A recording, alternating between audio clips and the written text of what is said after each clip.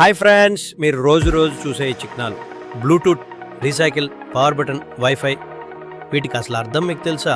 కేవలం డిజైన్ కాదు, ఇవి వెనుక చాలా గొప్ప కథలు ఉన్నాయి. ఈ వీడియోలో మనం ఈ సింబల్స్ వెనుక ఉన్న నిజమైన చరిత్ర, శాస్త్రం, మన సంస్కృతి గురించి తెలుసుకుందాం.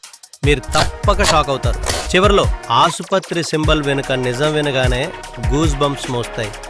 చూద్దామా? Let's start. మన బ్లూటూత్ సింబల్. బ్లూటూత్ అన్న చిహ్నం మనం రోజు చూస్తూనే ఉంటాం. ఇది మన ఫోన్, స్పీకర్, ఇయర్బడ్స్ అన్నిటికీ కనెక్ట్ చేసే టెక్నాలజీ. కానీ దీని చిహ్నం లోపల ఒక కింగ్ ఉన్నాడు, హ్యారల్డ్ బ్లూటూత్. ఈవాడే డెన్మార్క్, నార్వే దేశాల్లో కలిపాడు. ఆయన పేరులోని హెచ్ మరియు బి అనే రూనిక్ అక్షరాలు కలిపి ఈ బ్లూటూత్ సింబల్ రూపొందించాడు. పాత ప్రపంచం, నూతన టెక్నాలజీకి కలయిక.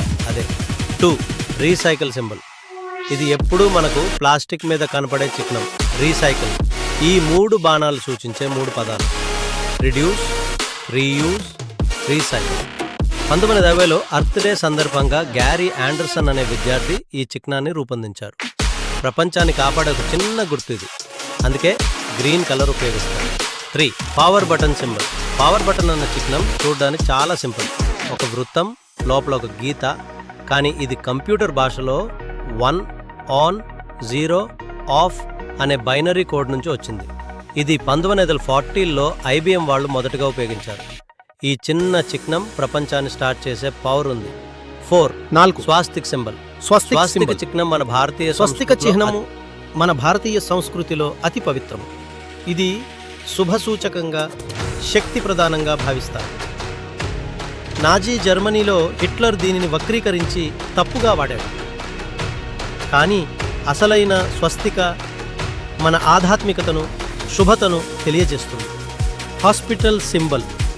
ఒక సర్పం చుట్టిన రాడ్ చూసారుగా ఆసుపత్రుల దగ్గర, అది ఆస్క్లెపియస్ అనే గ్రీకు వైద్య దేవుడి చిహ్నం.